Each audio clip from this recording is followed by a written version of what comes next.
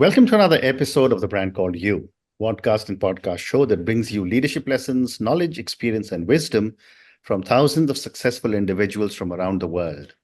I'm your host, Ashutosh Garg, and today I'm delighted to welcome a very senior and accomplished professional, a well-known individual, a person who was my neighbor many, many years ago from Mumbai, India, Ratnesh Verma. Ratnesh, welcome to the show.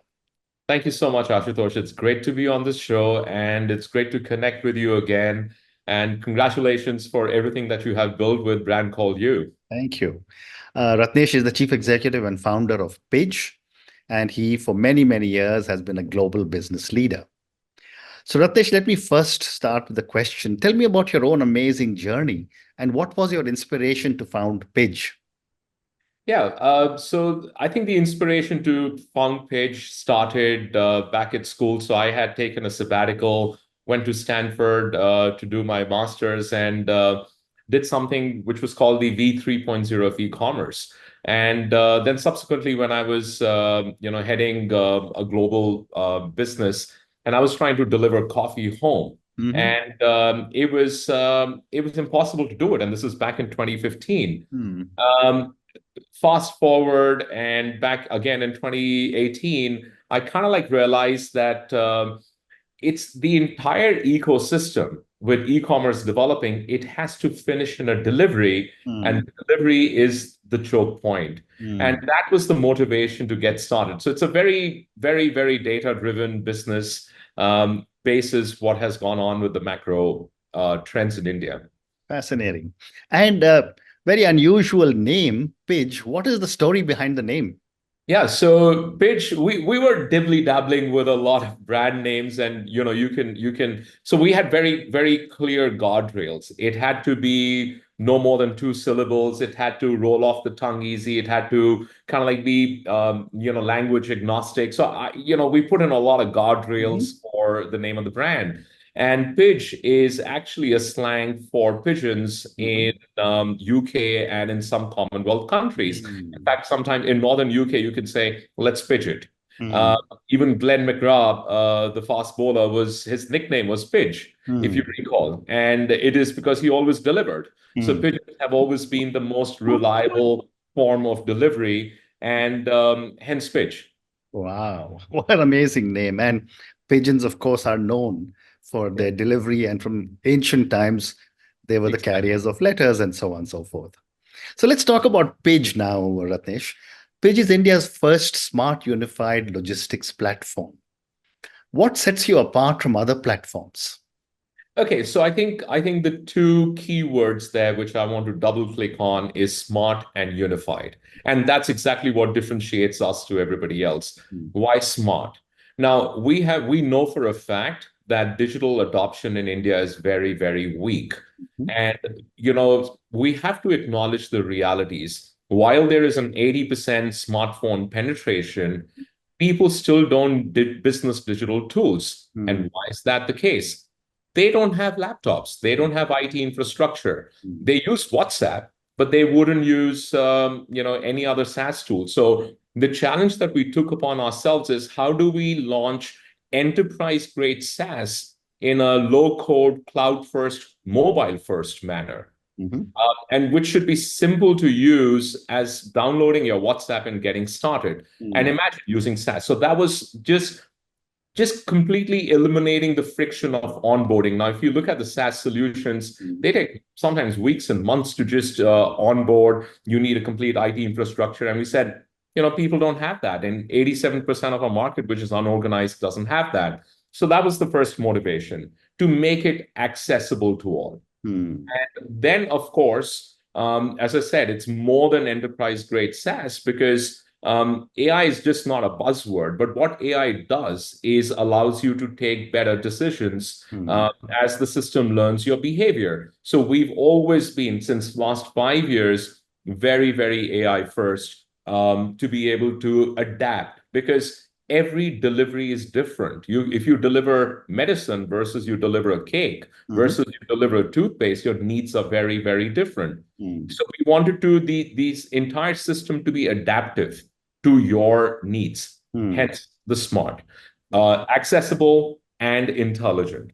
The second part is the unified. We saw that the entire ecosystem is very, very siloed. And that is one of the biggest frictions. Now, you can either deliver with your own writers, or you can deliver with the organized players. There's lots of them in the market. There's about 10, 12 national players. Yeah. But the bulk of the market is really the unorganized sector, the local, regional courier companies and movers who don't have any digitization. So we said they're all operating in silos. It's like A or B or C. And if you have to move from A to B, it's a very painful process, or A to C, it's a very, very painful process. How do you bring it all together? So the intent was to build a platform where everybody could participate as digital equals. And that meant that we will be able to give the accessible technology to businesses with their own writers, give the accessible technology to the unorganized sector, and through our open APIs, integrate with the national players or anybody who has their own technology, and create that digital equalization, as we call it, hence unified. What a great response. Thank you. And, when I was working on my questions for you, I also was fascinated to see that you leverage AI. Tell me about how you leverage AI-driven smart allocation to enhance efficiency. Right. And as I mentioned, Ashutosh, every delivery is different and has its own complexities. And last mile logistics is more than the act of delivery. There is a demand aggregation. Let's start there. Then after the demand aggregation, every business has its own pickup time. So if you're a restaurant, you need the pickup to happen in less than 30 minutes and delivered immediately so that the food can reach hot. If you're let's say a cakery, you need to make sure that there is ambient temperature and then there is the right box to deliver. And therefore, every business has its own delivery needs. If you're flowers, it has a very different need to deliver. So we said, okay, once you have, every business should be able to curate for itself its own unique delivery parameters. And we listed down 23 different variables, right from the pickup time to the delivery time to the routing of it, to the rider's capacity management, etc. Distance, very important as well. If you have a 40-kilometer delivery, you can't rely on an electric bike to do it.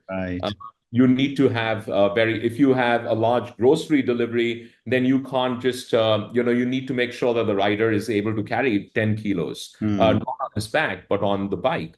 So we basically said there are 23 different variables, prioritize what's important to you.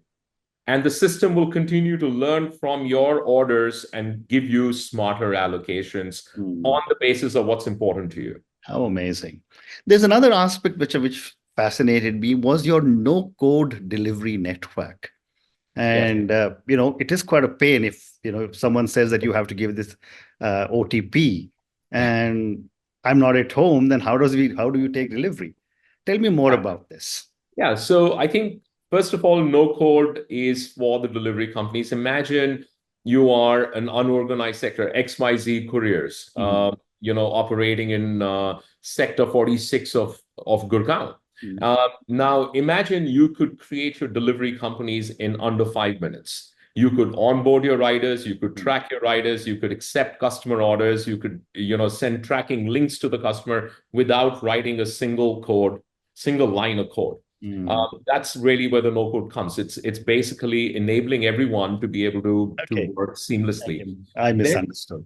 And then comes the other part, which you're talking about, is the experience at the customer end. Now, every business, look, from your point of view, OTP is a friction. But from the business's point of view, it's an assurance of a delivery so that you can't challenge that the delivery has been made. What we discovered and what we put in place is that there are 10 different ways in which you can actually verify the delivery. It doesn't have to be OTP. It could be a simple signature. It could be a photograph. It could just be a geofencing. So if I told you, Ashutosh, your delivery has been made, and you said, no, it wasn't made, and I can then go and demonstrate that the rider was actually there at your condominium, it protects the business and it protects you. Correct. So we've built that geofencing to be able to be more accurate and to be as close to your home address as possible. So Mm. that's the entire ecosystem that we build, which really is to eliminate the frictions at the business level, at the rider level, and at the consumer level. Amazing. Thank you. And what role does real-time tracking play in your operations, and what is the benefit to your clients? Yes. Look, at the end of the day, as humans, we all want visibility. We are all afraid of the dark. So, if we can give businesses, let's start with the businesses. I mean, as our customers, we're a B2B company. As a business, I could be delivering through my own rider. I could be delivering through the unorganized sector. Or I could be delivering through one of the large courier companies. But Mm. I want to be able to see that all on one unified dashboard. Right. Doesn't matter. As long as my order has been picked up, it doesn't matter which rider is taking it, which category of rider is taking it. I need to be able to track it Mm. on a real-time basis. As a consumer, you need to know where's your order.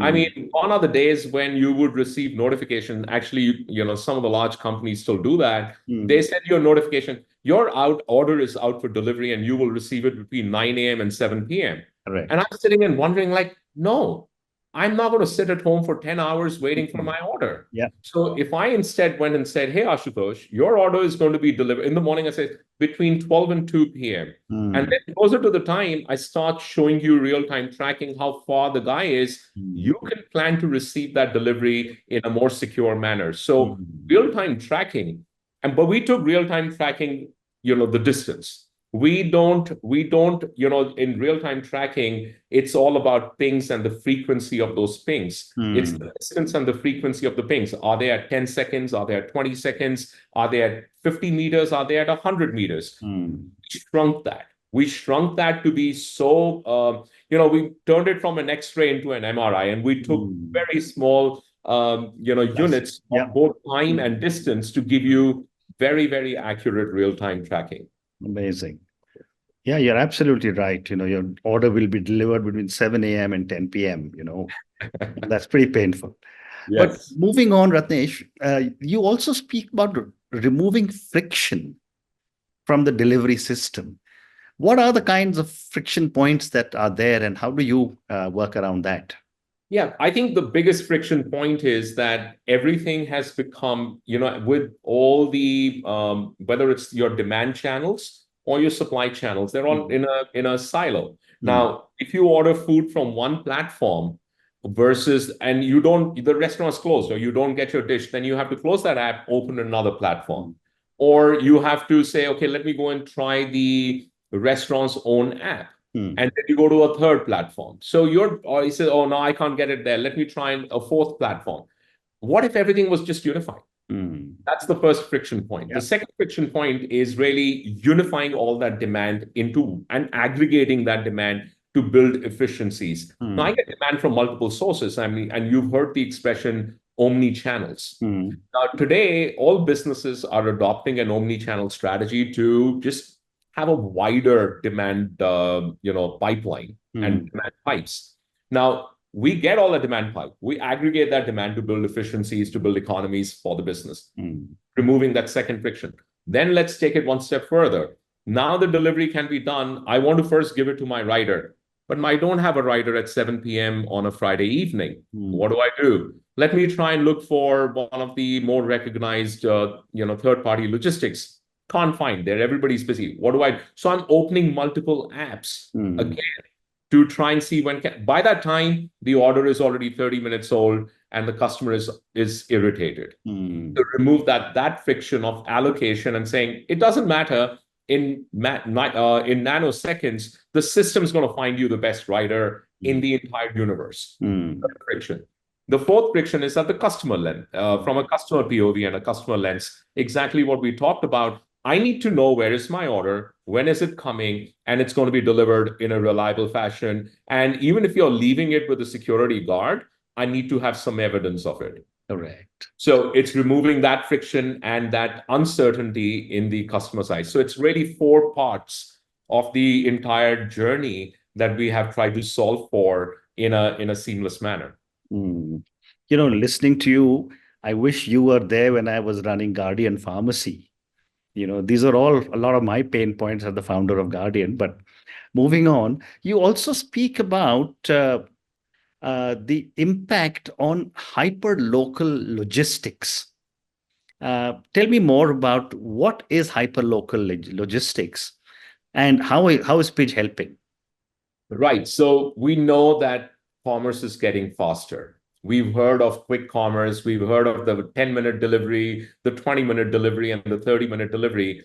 Now, you can't do a 20-minute delivery or a 10-minute delivery until and unless the store is right next to you, right? So if you want a delivery in your condominium in 15 minutes, now imagine, see the journey of the delivery. It has to be picked up at a store. Mm. The rider has to come to your condominium, get approval from the security, and reach you all in 20 minutes. Correct. Now, that is only possible if the inventory is very close to the consumer. Mm. Hence the advent of the dark stores, hence the advent of decentralized micro-fulfillment centers. Mm. So the inventory is getting closer and closer and closer to the consumer to be to enable that faster, quick commerce. Mm. And that is creating a hyper-local kind of an ecosystem Mm. to enable the quick commerce and the faster commerce. Mm. We have always been at the forefront of it because 5 years ago, before, and I say this with a lot of pride, before quick commerce was cool, Pidge was already doing quick commerce. Mm. Amazing, amazing. And how do you balance innovation with practicality when you are designing solutions for Pidge? Yeah, so one of the things that I am, I'm a firm believer of is the whole process of design thinking, Mm. and that starts with really identifying the user need, Mm. focus on the problem, and this is something that I have stayed true to in my entire professional journey. Mm. It's understanding the problem, which is not half the solution; it's actually 80% of the solution. The solutions will keep changing. Today I may develop a solution that works very well for, let's say, 1 lakh deliveries. It may not work for 10 lakh deliveries a day. It may not work for, crore deliveries a day. It may work for cash on delivery. It may not work for prepaid delivery. So, the solutions keep changing, and that's where the iterations come. That's where the soft hard pivots come. Mm. But the problem that you're solving for, stay true and focus on it. Number one. Number two, what we have always believed in is technology is not the answer. Mm. Technology is the enabler to be more accurate and to be more efficient. Mm. You have to go and, the expression that Silicon Valley uses is build fast, build cheap.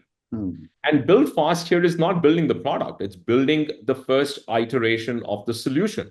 Mm. So what we have always believed in is, again, do very low tech testing of a prototype, see how it works, learn the nuances, learn the challenges of the solution, and build it into a viable product, a Right. viable solution, and then go and build, the complete tech product around it to be able to do it 1,000 times faster, 1,000 times more accurately, and 1,000 times more efficiently. That's the principle that we've always used in terms of innovation. It's all about speed of iterating and then building around it. Well said. I have time for 2 more questions for you. Sure. What are some of the most valuable lessons you have learned from your previous experiences that you have brought to bear at Pidge? Wow. So I think the biggest lesson that I have learned is, the business is a great normalizer. And as long as you continue to focus on your purpose, as long as the purpose could be solving a problem for whatever it is, and why are you doing some things? So even outside my office, there is, this my tagline, which is always know the why. And that's really why do you do certain things, and that's a principle that I've used in my personal life. When my kids would come and say, "Hey, Dad, can I get this XYZ?" and I just won't say yes or no, and I'm like, "Why do you need it?" If they can, even in a just like an abstract manner, explain it. And the same thing is in business. I mean, when people come and say, "Can I hire 2 more people?" Why do you need 2 more people? It always starts with a why. And that is something that I have followed right through my professional career. And at Pidge, it has helped us to stay very, very focused on the problems that we are solving and the opportunity that we are pursuing. Amazing. And my last question for you, Ratnesh. You're one of the few people who is a professional manager turned entrepreneur, and you've done it so successfully. For my viewers and listeners, tell me, what would you say are three lessons you have learned in your journey from entrepreneurship to from professionalism to entrepreneurship that they can take back with from our conversation? Right. I think as a professional, there are different kinds of professionals. There are professionals who show up, do their job, go away. There are professionals who are constantly committed to their growth and will do what it takes to keep reinventing themselves. I know it sounds sometimes a bit cliched, but a lot of times when I interview even very, very senior leaders, they're just, I'm a lifelong learner.